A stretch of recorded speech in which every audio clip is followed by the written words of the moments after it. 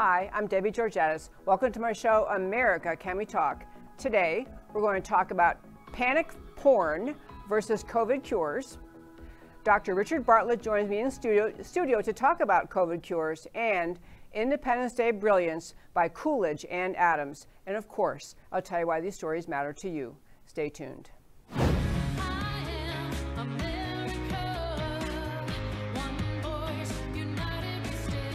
Debbie Georgatos, host of America Can We Talk, is an author, attorney, and political analyst whose mission is to inspire the American political conversation about preserving liberty in the best country on earth. America Can We Talk is sponsored by GC Works, a Dallas-based company performing advanced technology research in the oil and gas industry. Welcome back to America Can We Talk and to today's First Five. I'm Debbie Georgatos. There was a great caption that one of the writers for a former New York Times writer thought up in describing what is happening with the headlines around this country as news outlets want to scare America to death about the COVID-19. He calls it panic porn, and I love it. And he basically went through some examples. There's a great piece. If you go to our website, americacanwetalk.org, on the homepage, under shows, drop-down list of links, all these articles are linked there. But this one writer, used to be for the New York Times, he just talked about the headlines that make America think the cases are expanding, and the danger is expanding. And he gave some examples of headlines that sounded like, Texas in particular is just about falling apart. And so he talked about some things that are really happening, news he gets in his job. He talked about, for example, in Monday, a doctor was reporting to him that in a Texas-based healthcare company that owns 13 freestanding clinics that basically have been testing more people. The positive rate is now close to 20%, which he's saying is not a bad thing. It means people have been exposed and they did not have a serious case and they did not end up in the hospital and they didn't need a ventilator. He said the positive rate is now close to 20%, whereas in May it was 4 to 6%. Also said vast majority of cases are mild to very mild symptoms. Average age of the people getting tested is in the mid-30s. And he was on to talk about the death rate declining, hospitalizations declining, and yet if you read the headlines in this country, you would think that we are in a pandemic that is surging and we're about to all suffer a terrible fate. Panic porn, don't buy into it. Another thing I want to share in our First Five today related to coronavirus is there was you can read these around the country. I'm just sharing where I happen to be in Dallas, Texas. We've had Dr. Yvette Lozano on this show who treats patients who have COVID-19 with hydroxychloroquine. We've had Dr. Robin Armstrong on the show talking about the same thing. There was a great long posting today on Facebook, and if any of you email me, because I know you like to email, if you email me at americacanwetalk@gmail.com, I will send you a link to this posting this one doctor did who's just about exploding, saying, look, I'm here in McKinney, Texas. I'm a beard-certified family physician, been treating COVID-19. He's talking about, number one, he's finding all sorts of, he's finding that people are getting better. They have hospitalization rates diminishing. They have ICU diminishing. He talked about how hydroxychloroquine's been so successful. He just feels like he's living in an alternate reality.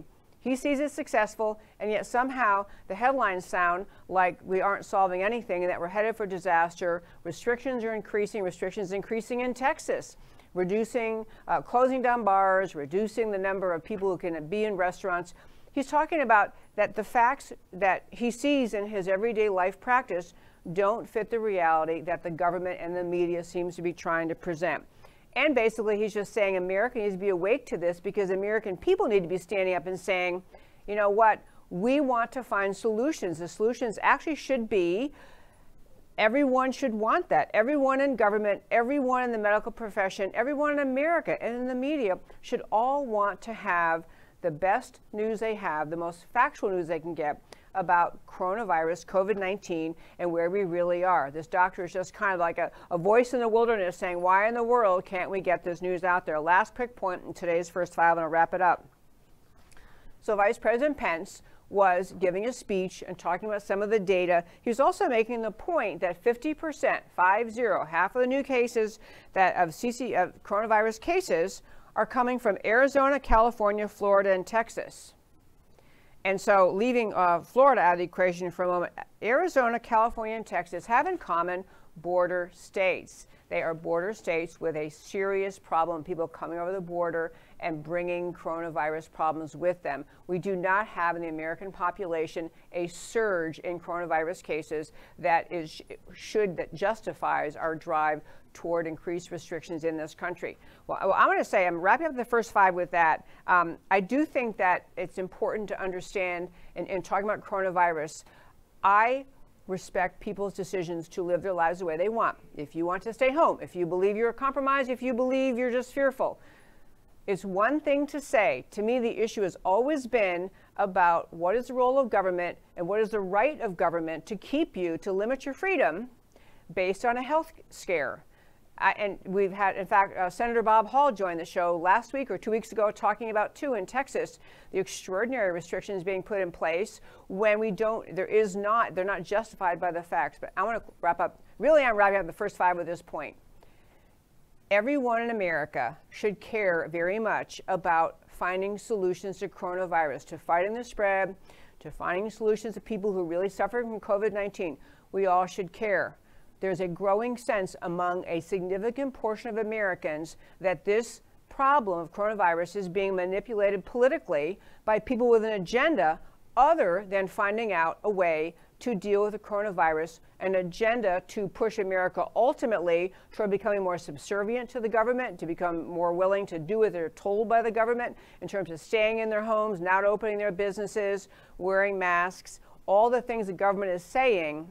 And ultimately it appears that many in government are trying to drive America toward agreeing that the only solution is a vaccine, and the only solution with a vaccine is that everyone just has to stay home until it's ready, and then everyone's going to have to take it. We're being driven to a vaccine-only solution, and plenty of Americans are saying, I don't think so. And that, my very fine friends, is today's First 5. So I mentioned at the start of the show, we have a guest joining us. This is kind of a funny thing. I'll just tell you a true story. So last night, there was a political event. I moderated a panel that was speaking at a political event. And afterward, I met someone who had attended the event, is a doctor here in Texas, and not in Dallas, but in Midland, Texas. And he has been working also dealing with COVID-19 patients, coronavirus patients. The article is up again on our website, americacanwetalk.org. An article about him is called Local Doctor Believes He Has Found Silver Bullet for COVID-19. We had a great conversation after the meeting last night. And on the spot, I said, why don't you come into my show tomorrow? And gratefully, he was available. So here we have joining us in studio, our new friend, Dr. Richard Bartlett. Hello, sir. Debbie, I'm honored to be here. Thank you. I'm grateful you could be here, and I would love to just have you dive right in. Since I don't really know you, have you start with telling our listeners about your medical background. Well, I've been practicing in Texas for 28 years. When Governor Perry started a new task force called the Health Disparities Task Force, he asked me to be on that task force. And the purpose was to give him advice so that all Texans can have access to quality health care. And that was a 2-year appointment. After 2 years, he asked me, would you stay on one more year? And so that happened year after year for a total of 7 years. And a lot of good things happened. But I also have been the medical expert for CBS affiliate in West Texas for over 20 years. And I do a regular weekly update on COVID on the Talk 550 AM talk radio in West Texas. And we've been doing that since the beginning of this drama. Wow, okay. And so I'm also an author and do medical missions in other countries. And so I've seen a lot of disaster all over the world. But I want to echo everything that you said in your first 5 minutes. I agree 100%. We already have an answer for this. And to put things in perspective, let's look around the world. You know, in the country of Taiwan, there's over 25 million people. They're stacked on top of each other. If they did social distancing, they'd be out in the ocean floating around. Yeah. There's not enough room for them to do social distancing. But guess how many people have died to date during the whole pandemic in Taiwan? 7. As many people as you can stack in a minivan going down Central Expressway. And so the next time your viewers see a minivan, think, oh, that's how many people have died in a country of 24 million people. That now is I'm going to tell you, astonishing. yes, and I'm going to tell you why that's the situation. It's the situation also in Japan. 121 million people in Japan. They've had less than 1,000 people die during the whole pandemic. Singapore, only 12 people have died in the whole country during the whole pandemic. Iceland, well, that's not possible according to what we're being told in the mainstream media, but that's reality. Anyone can look it up. You can even look at the Johns Hopkins COVID website and you'll see those numbers. They're hidden in there, but I'm pointing them out because the people in Texas need to hear good news. In Dallas, they need to hear good news, and I have good news. I'm sure you do. Before I'm blown away by those numbers. I gave up trying to write them down. But you're going to tell us somehow eventually where we get to this point that in these other countries they're doing what I'm doing, Debbie. Okay. They're doing what I'm doing, which is not hydroxychloroquine, although that works. And so what they're doing is an inhaled steroid. And so my silver bullet is inhaled budesonide. The brand name originally was Pulmicort, now it's generic. It's super cheap. It's about $200 for the total treatment if you pay cash. With insurance, many of my patients are not even having to pay for it. And you use a nebulizer machine. It's an asthma medicine. It's a respiratory anti-inflammatory for COVID, which is a respiratory inflammatory disease. And it works. 100% of my patients are alive. I've been treating this since March. And you use it for 5 minutes. It takes 5 minutes to do a breathing treatment. You plug it in the machine in the wall. You put the medicine that's pre-mixed, pre-measured from the pharmacy into the little reservoir. You push the on button and you breathe it during 5 minutes during the commercials. You just have a mask on your face and breathe. You don't even have to have a mask. You can use a little mouthpiece that you hold in front of you, and you breathe it for 5 minutes. And I have, let me tell you what I've heard from patients when I started using this. They tell me, I feel better during the first treatment. And so their chest pain goes away. Their shortness of breath goes away. Their fever breaks. I'll give you an example. I have a patient who has 2 kinds of cancer. She calls me after 5 days of being flat on her back in her house in the bed, can't get out of bed, fever won't break for 5 days. She says, I heard you on the radio, and would you please help me? It's on a Friday. She says, my granddaughter tested positive today, and I think I have it. And I said, I'm sure you do with all the symptoms you're describing. She is currently fighting 2 forms of lymphoma. She's on chemotherapy right now. She just had radiation a month before for the lymphoma. She should die according to what you hear from the CDC and World Health Organization. But I gave her that treatment that night. In the morning, her fever had broke. She had her first good night's sleep. Over the weekend, she recovers. On Monday, she works an 8-hour day. She still is fighting cancer, 2 forms of cancer, but she's cured of COVID. She's symptom-free. She has her 2 consecutive negative tests. That's a cure. Okay, can you say the name of the drug again? Budesonide. Budesonide. And so is it done in an inhaler? It's an inhaler. And so it does actually come as an inhaler, but I'm using it in a nebulizer machine. You know, you see preschool kids use this. It's safe, it's so safe. It's been out for over 20 years. It's been used on 2-pound premature babies safely without batting an eye, and the fragile elderly in nursing homes for over 20 years. There's no reservations with it. It doesn't cause any cardiac risk, like the accusation of hydroxychloroquine is a risk of heart trouble, although that's ridiculous to make that accusation. This one doesn't even have that risk. And so I give that and an antibiotic to protect from secondary bacterial pneumonia. But let's talk about what COVID is. It's a respiratory virus that goes into the lungs, binds to ACE receptors in the lungs, and that triggers the release of inflammatory chemicals, and we call it a cytokine storm. That's a fancy word for inflammatory chemicals and enzymes that are released in the total body. And so with COVID, we have a killer that's never been around before. It is killing some people if they're not treated. And so for 50% of the people, they get it and they don't even know they had it. 50% of the people don't even know. But for the 20% that are at risk, there are treatments. We already have an answer. Let me tell you, you're right. Taiwan, 24 million people, they don't need to wait for a vaccine. They don't have a problem that you should vaccinate 24 million people for. They only had 7 die during the whole pandemic. We have some treatment plans and options that are already valid and working. Okay, this is truly, it is great news. As you said before we went on, great news. So you've been using this since early March. Roughly speaking, how many patients do you think you've treated? I'm getting calls every day. I have 5 new patients today. And so I haven't even tallied the numbers, but every one of them is living, not dying. I'll give you another example. An elderly lady who has a 50-year history of smoking, and she had her chest cracked and had a 4-vessel bypass surgery.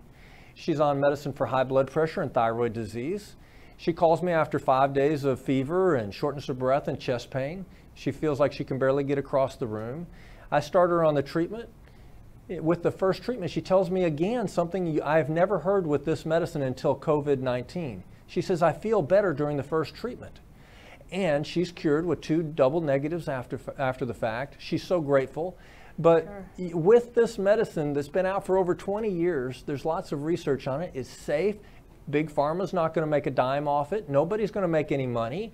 It's $200 for the total treatment versus the experimental antiviral that you have to be put in the hospital and then be a part of an experiment to get that costs over $3,100 just for the medicine.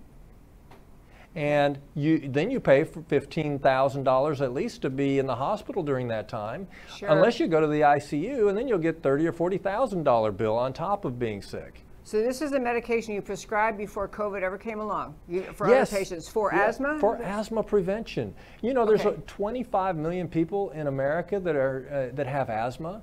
And so this medicine is used routinely for over 20 years to prevent asthma attacks. It's the first line preventive measure to protect people from having an asthma attack is an inhaled steroid.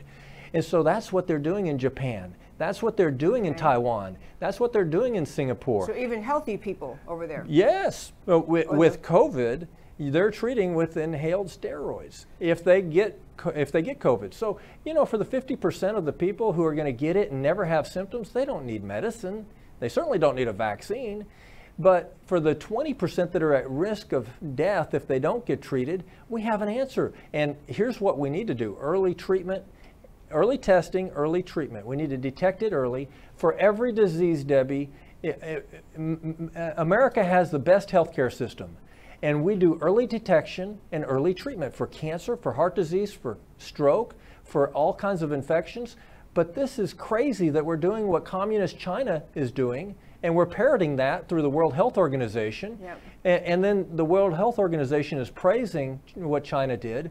And so Italy follows suit. And look what Italy, over 30,000 people died in Italy so far versus 7 in a country that people are stacked on top of each other, 24 million.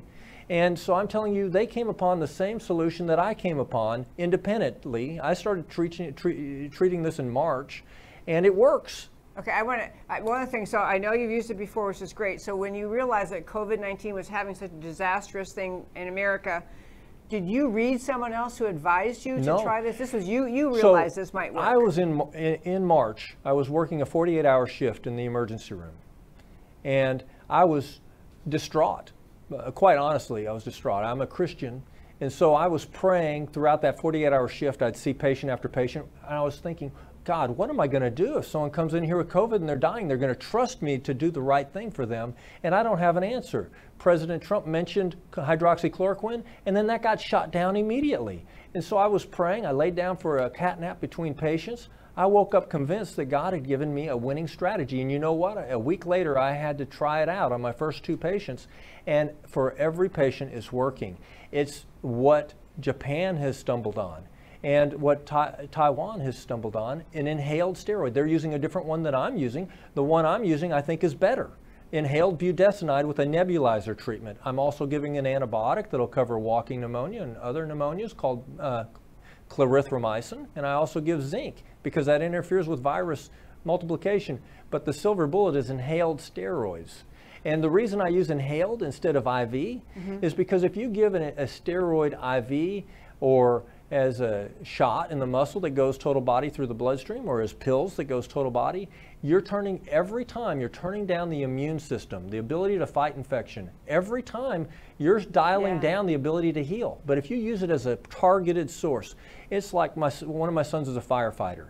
If you target, they shoot the fire extinguisher at the source of the fire, at the base of the fire, and all the flames go out. This is like targeting the source of the inflammatory chemicals at the source, and all the fiery flames of inflammation are put out at the source with a nebulizer treatment. The reason I'm using a nebulizer is if you use an inhaler, 90% of the medicine never gets to where you need it. Research shows that. Oh, okay. But a nebulizer works. Okay, so I'm thrilled. This is a fabulous, fabulous news. So what is the reason, first of all, you're aware of this, I know, that there's great pushing in this country. It seems to just hold off, stay home, wait for the vaccine.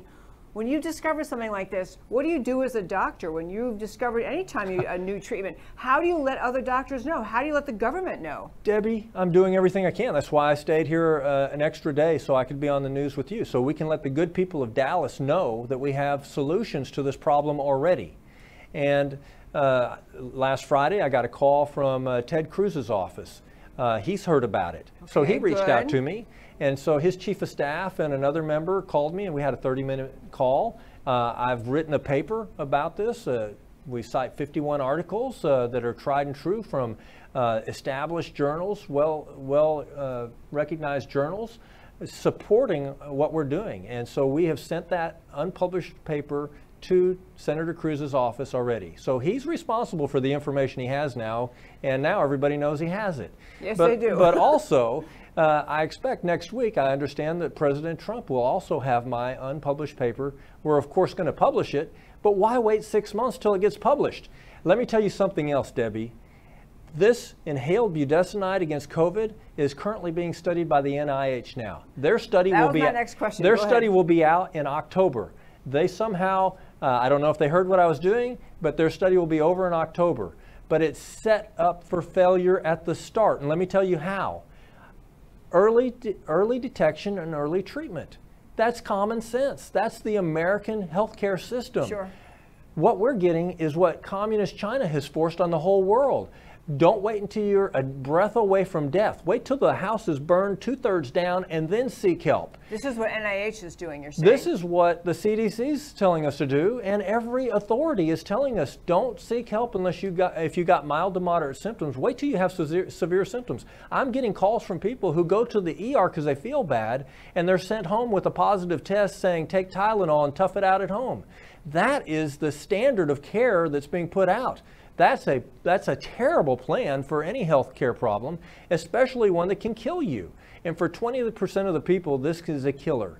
And we don't know who that 20% is, but if they have symptoms, we have something we can do about it. So the NIH is studying it. Let me tell you who else is. The country of France, which has lost over 30,000 people to this. Yeah. And Spain has said that they're going to study inhaled budesonide against COVID-19. They haven't set their start date yet. And last week, the University of Oxford announced that they're going to study inhaled budesonide against COVID. Whether they set the study up for failure, like I feel like the NIH has done, where they're going to wait until the criteria by the NIH is you have to have pneumonia and be in the ICU and be on a ventilator before they'll even give you this. Okay, I want to jump in. So this treatment you're describing, when NIH is somewhere aware that you've been using it and have had success with patients and that you're ascribing the same success in these other countries you've mentioned. So why would the NIH recognize what you're claiming? Why would they test it by waiting until someone who's severely ill in the hospital? What is the reason not to test it in the way that you have been, which is early on first symptoms? Why are we doing anything that we're doing right now, Debbie? That's not a good question. I'm just saying, what they did in Italy was social distancing, wear a mask, shut down everything. How did that work? Let's talk about what works, which is what I'm doing, which is what they're doing in Japan and Singapore and Taiwan, and that's early detection. It's good that we're doing mass testing now. I'm telling you, at the ER that I am associated with, they're doing testing now. They didn't have the ability to do the testing in March. We were scrambling to find where we could even send people to get tested in March. The reason the numbers are going up is that we're having 100 times the amount of tests being done right now. And that's a good thing. It's a good thing. Yeah. That's what they're doing in those countries, the early detection. Hey, we do that we don't wait. I've actually done biopsies on people who had abnormal mammograms, and during the biopsy, I've removed the whole cancer, and the person was cured with early detection. We don't say, wait till you got stage 4 cancer and then seek help. We don't do that with any other disease. I don't know why this is being forced on us, but it's un-American. And as far as our American... It's cruel to people. People are dying. That's pretty cool. And beyond that, it's crazy right now that if you get COVID, you get put in the hospital, your family can't be there to be your advocate. Yeah. I can't tell you how many times I've, as a doctor, have had loved ones in the hospital and they hang something. My daughter was pregnant. They hang something. I say, what are you giving her? It's half in her already. And they tell me, and I said, that's not for her, and it's for the room next door. You don't have an advocate in the room with you. Here, Dr. Bartlett. Well, I'm telling you the truth. A family member in the room is an advocate that you are not allowed to have right now. And if you'll look at what's going on right now, if we wanted to go with science, a scientific fact by definition is observable and reproducible. Yeah. And so when I started hearing people say, I feel better with inhaled budesonide, that was something that I'd never heard before. I observed it, and it's reproducible. But the decisions that are made that are being forced on us, for 20 years, we'd see there's an epidemic in China, and we'd see them walking, rolling with people walking the streets with masks. It wasn't working for them then. I don't know why it's being forced on the whole world now, that kind of thinking. Something that's working in Japan and Singapore and is working with my patients, we should be focused on science and facts instead of fear. There's some sort of manipulation toward encouraging America to just wait it out for a vaccine. I don't know if it's the pharmaceutical companies, if it's individuals in power invested in the pharmaceutical companies, but who would be telling Americans we'd rather you die because we want you to wait for a vaccine? It seems like people are willing to sacrifice others for an agenda. It seems that way to me because we have some solutions already that are working. There's a track record of success by many doctors in Texas. And Texas is standing out compared to other states if you look as far as the survival rate. But you know, I think there is a lot of political motivation behind the decisions that are being made right now. Okay, well, I do too, and I'm deeply troubled by them because I do, well, you don't have to agree with my assessment, but I'll tell you where my concern is. I think that in the first 5 today, I talked about the headlines and that, you know, panic porn. I think there's a great agenda on the part of some in this country and many in the media that want to keep the economy damaged because of the results of the coronavirus, want to keep Americans afraid in their homes. All of that works against the re-election of President Trump. Be afraid, be very afraid because there's a pandemic. Oh, by the way, Debbie, we had a pandemic in 2009. It was the H1N1. And you know what? The flu strain and you know what? The flu strain that's going around right now is H1N1. Our patients that have the flu are having H1N1. We're not focused on that at all. It's not as big a deal as they thought it was. But you know what? I just saw an article that Anthony Fauci's warning us that we might have a new pandemic coming of H1N1 from China. It's already here. That's the strain that's already here. A lot of things that are being spoken, there's a lot of misinformation, a lot of things that are being blown out of proportion. And we have good news today. I'm here to tell you the good news. I know, it's really news. Yes, look at those countries, look at my results. I believe Dr. Lozano is doing the right thing as well. And yet, it's just like we met this wall of opposition from the media and, frankly, the pharmacy companies are holding out hope for a vaccine. Well, you know, they say that there was a concern about a shortage of hydroxychloroquine. Let me tell you, budesonide inhaled steroid that's super cheap and readily available, pre-mixed, pre-measured, nobody's going to make any money off of it, is at every pharmacy. There is an abundance of it. There will never be a shortage. And so that accusation will not be valid. Well, can't trip you up that way. No. Okay. but they could do a study and set it up for failure and announce it in October. Yeah. That is truly astonishing. It would be set up in a way that they're going to use it after people are already so sick that obviously that reduces. They would not good medicine. No, not good medicine. So what is your sense about if you do what you're describing, early testing and all that? What is your sense about the importance of masks, the everyday use of masks? You know, I'm going to pivot off of that because that's what they did in Italy in over 30,000 deaths. That's what they did in France, over 30,000 deaths. That's what they did in Spain, 30,000 deaths. In New York, parroted that, 30,000 deaths. Let's go with a winning strategy of early detection and early treatment with a winning strategy of a successful treatment. And that's what we have. We have an effective treatment that's cost effective, readily available at every pharmacy. And so there are several ways to treat this. There's several ways to treat the flu. You know, if I told you the reason we're going to shut down the country, shut down Hairdressers will not be able to have their salons open. We're going to shut down everybody's business. Non-essential business. Non-essential business, and we're going to start doing this craziness because tens of thousands are dying from a respiratory viral illness that's very contagious. Oh, that's the flu. Over 80,000 a year die from the flu, but we've never worn masks to protect people before. We've never insisted on that to save American lives. We have something that works. You know, if you look on the internet, you'll see in Japan, they're still crawling all over at each other at sushi bars, acting normal, and they have less than 1,000 that have died, over 121 million people. This social distancing thing is not what is saving them.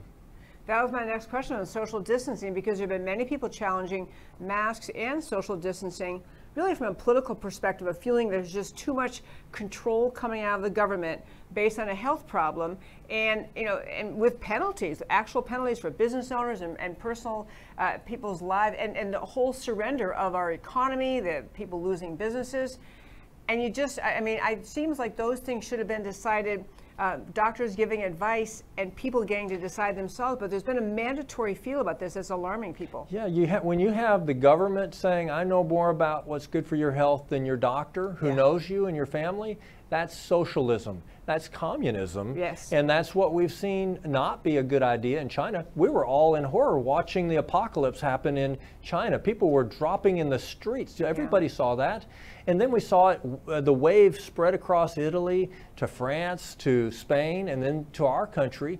And you know, the strategy they were using is the same strategy they're still recommending, and now fining people possibly for not wearing a mask and social distancing. That strategy didn't work in any of those places, but we have some winning strategies that are working in other parts of the world, and that I'm also, that's now being studied and about to be studied by the University of Oxford and the country of Spain. We should go with the winning strategies. I'm in favor of the winning strategy. I also wish, well, I'm glad that you were able to come today and talk about all this. I really wish there were more of a, I don't know, national broadcasting system. It seems like doctors around the country, if you had more and more doctors doing what you're doing, you would end up where people just would be less alarmed. Fewer people would be worried. More doctors would be doing what you're doing. The numbers would have to dissipate in terms of death rates and hospitalization rates. And that just seems like the most obvious thing. So I know you said you went to, you're hoping to have President Trump see this. Taking to Ted Cruz. I love that he knows about it. U.S. Representative Babin. My phone's been blowing up with a few phone calls. I had U.S. Representative Babin, who's been calling and texting me regularly from Texas. And I got a call the other day. I went to Texas Tech. And at Texas Tech, I went to the undergraduate, got my degree in medical technology in the first class of medical technology there, where we grow viruses and bacteria, and we study that, and we do the testing. And then I went to medical school there. And then I did my surgery residency there. So I'm a Texas Techer. So my phone blows up, and a guy calls me, and he says, "This is Kent Hance." Wow, he was the chancellor of Texas Tech, and I'm stuttering and fumbling to talk to him. I can't believe can I call you Richard? Yes, sir. And so he knows about this treatment. So I'm letting you know who knows about this, and we'll see what happens with it. But Kent Hance knows, Representative Babin knows, Ted Cruz has a paper. I believe it'll get to President Trump. I know there's a Star Parker who is with the White House, and she has my information. So we'll see who does something with this. Okay. Star Parker of CURE, of the Center for Urban... No. Star Parker with the government has a connection with the administration. Well, she was on my show on Tuesday. That's kind of funny. Okay, interesting. Well, anyway, yes. Okay, so let me ask you this. So if we are describing were to be nationally adopted, so we had testing, our country would be wide open again. Well, the other question is, would there be a need for a vaccine then? No. And is there a need for a vaccine right now with the same pandemic in Taiwan and Japan, in Singapore and Iceland? Iceland's only had 10 die during this whole pandemic. That's a big, okay, 7 in Taiwan. That's a minivan going down Central Expressway. When you see a minivan, everybody that's died in a country of over 24 million, they don't need... And closely, a densely packed country. Right. And so let's talk about the vaccine for a second, Debbie. Yeah. This is information people need to know. This is a rapidly mutating virus. In Iceland, they broke it down, the DNA of the virus, and they found 243 mutations already. And that was in April. Well, that's all right. We have an answer for it. There's several ways to treat this. I'm not scared of COVID anymore. Nobody else should be scared of COVID either. I would not either. Go ahead. You should not be scared of COVID anymore. I'm telling you, don't be scared of COVID. There are some ways to treat it. If your doctor won't treat you, find another doctor. But we're in America, and there is a solution. There's several solutions for this. I'm talking about one of them. Rapidly mutating virus. A vaccine's not going to be the solution. This is a coronavirus. It goes around every year, the common cold. We get flu vaccines every year, and at best it covers 40%.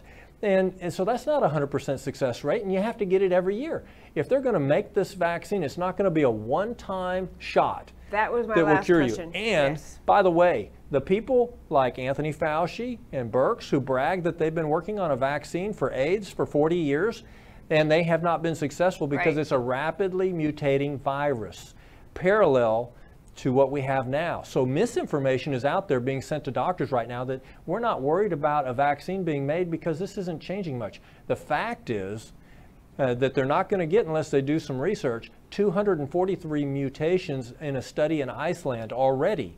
And so you're not going to be able to get a handle on this and make a safe, effective vaccine. Let's talk about vaccines in general, Debbie. When they had the race for the polio vaccine, Polio, An American Story, is a book that's out in 2005. The author was our keynote speaker for the Texas Medical Association, and he explained that thousands died from the vaccine, and tens of thousands were paralyzed or debilitated from the vaccine. We don't want to speed at warp speed towards a vaccine and force it on the American people when we don't, first of all, don't need it, and secondly, we need to make sure we don't miss any of the steps that prove that it's safe. Yeah, the side effects. So I want to make clear one particular point.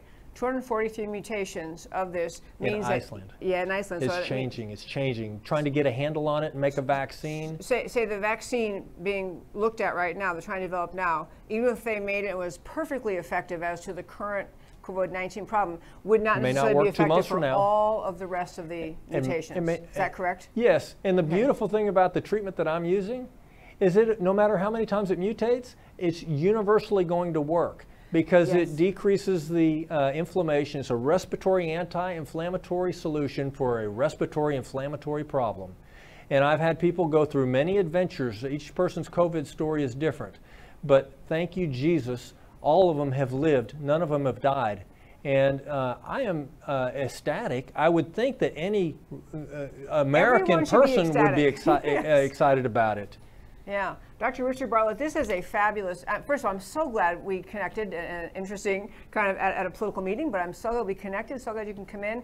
I love all the information you shared. If people want to, is there a place they can read right now more about what you're doing? Is there something they can go to, or they have to wait for your paper? Or? Have them contact you, and I'll send you a copy of my own published paper with all the references. That sounds great. You will have what President Trump will have in his hand next week.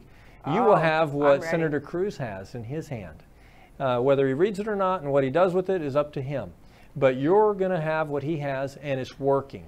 And if you want to get that, email me at americacanwetalk@gmail.com, americacanwetalk@gmail.com. I will happily forward the paper once I receive it from Dr. Richard Bartlett. Sir, thank you so much for coming in. This is fabulous. Thank you so much. Thank you, Debbie. It's a good day to be in Texas. It is a good day to be in Texas. Folks, I have one more quick segment I want to hit. I have to do this because, as you know, just a couple days away is July 4th, one of the most important holidays in the world, the celebration of America's independence. I want to urge you to go to our website, americacanwetalk.org. My husband actually wrote a piece that is up there, and he titled it, "The 4th of July is Not a Celebration of White Supremacy."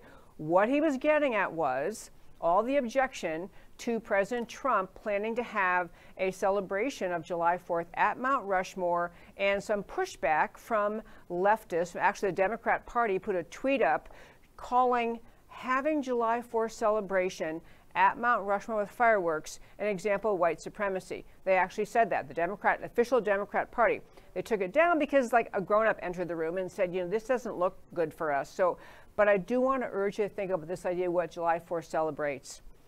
We do not in this country. We have a holiday called Constitution Day, and I actually really like that holiday, but The reason we celebrate July 4th is because it was the just most amazing, important commitment of a people founding a new nation that said, we're going to found this nation on the idea that all men are created equal, that we have rights from God simply because we were born.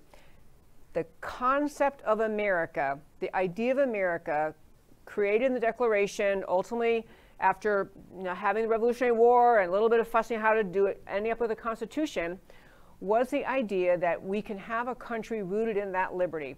What we're talking about today in this discussion with respect to coronavirus, COVID-19, government control over the healthcare system, we talked about yesterday in the show with Nani Darwish, talking about what she sees Islamization in America and the danger to America of Islamic supremacists pushing their way into this country. We talked about with Star Parker a couple of days ago in this country, the Black Lives Matter movement and the danger in America to the surrender of the very foundation of America's liberty. All of these things are examples, or they're threats, they're challenges to the foundational liberty of America. In this time, in 2020, as we get close to the November 2020 elections, this election in 2020 is not about R versus D. It's not about conservative or liberal. It is you either keep America or you lose it. That is what is on the ballot in 2020. Because today's, I don't even like to call them the Democrat Party. They're not your grandfather's Democrat Party. The Democrat Party in this country has been taken over by the radical left, the Islamist, the radical socialist, communist mindset, the Marxist totalitarian agenda controls the Democrat Party in this country. What you are watching when you hear the demands made by Antifa, you hear the demands made by Black Lives Matter, you are watching the Democrat agenda being played out. That is the country you will live in. We just a couple days ago had the mayor of Seattle finally realize, hey, I guess we can't let these Chaz Chop people live here forever. They finally have to be driven out. But it took her weeks to acknowledge that we have sovereignty in this country. And you can't, even for a mission like Black Lives Matter or Antifa, you can't just surrender part of your city. What we are watching in this country is truly and honestly, as we talked about in the show several times the last few weeks, it's an anti-revolution. It is the overthrowing of the American Revolution, the overthrowing of the idea of America rooted in our Declaration of Independence, carried out in our Constitution, and it is your job. It is the job of every patriot in this country, everyone who understands what's at stake, not just to show up and vote in 2020. That's the minimal job. Show up and vote to preserve America, which means re-electing President Trump and a Republican majority in the House and Senate. But it means more than that. It means every day, your job, if you're out hearing people in public saying things untrue about America, saying things that the lies of the left being pushed on America, and you're silent, you're part of the problem. That was Nani Darwish was making the point yesterday in this show. It's the same thing as she grew up in Egypt, watching the way the Islamic terrorists in that country silenced everyone who questioned anything about Islam, anything about the Islamic doctrine. You were shamed and ridiculed, so you were silenced. She, Nani Darwish, making observations of what's happening in America today. Americans are silenced into submission into the agenda of the radical left, Antifa, Black Lives Matter agenda, silencing the ability to have intelligent conversation in this country about the many issues that face us. It's not enough to just vote in the fall. It's an everyday mission to stand up and speak up for America. That is your job as an American patriot. Again, I want to urge you to go to our website, americacanwetalk.org. On the home page, under blogs, click on the blog thing. You read my husband's blog. I told you the name of it a moment ago. He has clips. He has segments in there. I was going to read them out loud, but I've run out of time. But I want to encourage you to read. One was a great quote from John Quincy Adams, our sixth president. The other one is a quote by Calvin Coolidge in 1926, both talking. Yeah, I can't read them. They're just too long. Both talking about the great, great importance of July 4th, not just to have a barbecue and have hamburgers and corn on the cob and watermelon, but actually to celebrate the meaning of America. That's the idea of July 4th. I hope you will do that this year. Talk to your family, talk to your friends, talk up the idea of America. America needs people speaking up for it. And as I always do at the close of every show, I tell you why the stories you talked about today matter to you. So we started today's show with panic porn versus COVID cures, why it matters, the COVID story. Death rates are way down. Curative treatment stories are abounding. Not just hydroxychloroquine. Hydroxychloroquine and asthma-related drugs readily available and inexpensive. What's the name of that drug? Budesonide inhaled steroid by a nebulizer. Okay, I'm not even going to try to repeat that, but what you said. Okay. Overwhelming majority of increasing cases are in the U.S.-Mexican border areas. Majority of new cases are very mild, but the mainstream media continues to sell panic porn as if mortal danger is spreading like wildfire. Liberal governors either fall for it or revel in it as they extend arbitrary dictatorial control over free Americans. The mainstream media is promoting social and economic paralysis until after the election. This is not about following science. It's a political agenda. American patriots need to rebel. Anna, Independence Day, Brilliance, Adams, and Coolidge. Okay, I forgot to tell you a story. I'm going to interrupt my own. You can keep the screen up. But I'll tell you, there was I talked about what happened at Mount Rushmore and the people fighting about the whether or not President Trump should be able to have fireworks there. There was a story out of San Francisco where the city council voted to take down a Christopher Columbus statue, and there was a protest statement put out by the Native Americans claiming that the city council didn't have the right to take that statue down because that belongs to them, Native American land. Not true. But back to what I want to talk about then in closing up Independence Day Brilliance. President John Quincy Adams and Calvin Coolidge spoke wisdom and insight for the ages in their comments on the meaning of the 4th of July. Read them for yourself. Read them to your kids and your grandkids. America's founding links to Christianity and faith are irrefutable. The path for saving and destroying and restoring America is found in those links. Destroying Columbus statues, claiming any part of America today in the USA, such as San Francisco, rests on land that ought to be considered owned by the tribes of 250 years ago, or the nomads of 2,000 years ago, or the dinosaurs, leads to nothing positive. Refocusing on the miraculous advance for all humanity, represented by the Declaration of Independence, will lead to something positive for all. And that, my friends, is America Can We Talk for today. Thank you so much for tuning in every Monday through Thursday, 3 p.m. Central Time, where I always talk truth about America because America matters. And I'll talk to you next time.